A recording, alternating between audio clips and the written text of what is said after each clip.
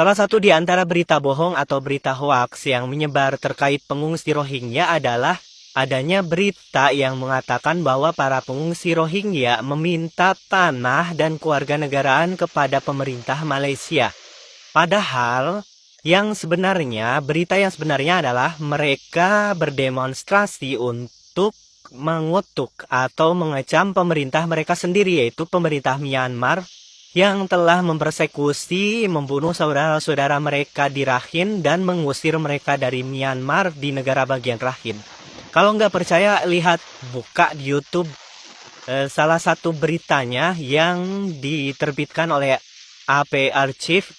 Nah, di sini ada judulnya Rohingya Migrant in Malaysia Protest Violence in Myanmar. Jadi mereka melakukan demonstrasi bukan meminta kewarganegaraan, apalagi meminta pulau dan meminta tempat dan wilayah.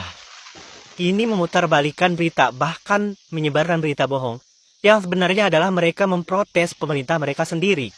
Tapi sayangnya karena masyarakat kita mayoritas illiterate, gak pernah tahu tentang literasi, gak pernah tahu tentang kebenaran, masa bodoh yang penting ikut ngegas urusan logika, urusan belakangan. Dan ini lumayan rame dibicarakan di mana-mana seakan-akan ini adalah fakta, padahal ini adalah hoax. Dan banyak sekali hoax-hoax yang menyebar terkait para pengungsi Rohingya ini.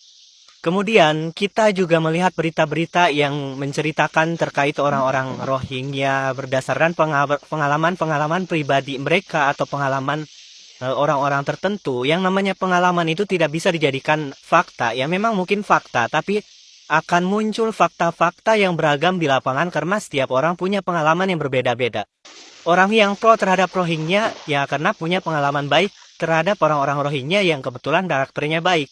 Ada orang yang kontra terhadap Rohingya ya karena kebetulan dia bertemu dengan orang-orang Rohingya yang buruk karakternya sehingga bikin mindset di benak dia adalah semua orang Rohingya buruk. Jadi yang namanya pengalaman hidup yaitu nggak objektif, itu subjektif. Misalkan saya tanya misalkan tentang bagaimana kesan hidup di kota Bogor. Menurut si A mungkin di kota Bogor itu romantis karena dia pernah pacaran misalkan. Menurut si B di kota Bogor itu kota yang sangat kejam karena dia pernah melewati hidup-hidup yang sangat miskin dan mengerikan misalkan. Yang menurut C kota Bogor itu kota yang indah karena dia pernah mengalami hal-hal yang menyenangkan di dalamnya. Jadi, setiap pendapat orang itu bisa beda-beda tergantung perspektif dan pengalaman dia. Jadi, tidak bisa itu dijadikan tolok ukur untuk menghakimi atau menjustifikasi seseorang, organisasi, kelompok, atau etnis. Oke, saya pikir cukup di sini ya, dan saya harapkan tidak ada lagi hoaks-hoaks atau berita-berita palsu menyebar. Jangankan terhadap sesama Rohingya, ya. Hoaks yang disebarkan untuk musuh pun akan saya tolak karena itu justru bisa menjadi bumerang untuk kita sendiri. Yang udah terlanjur kemarin nyebarin hoaks, cepat-cepat istighfar ya, dosa menantimu.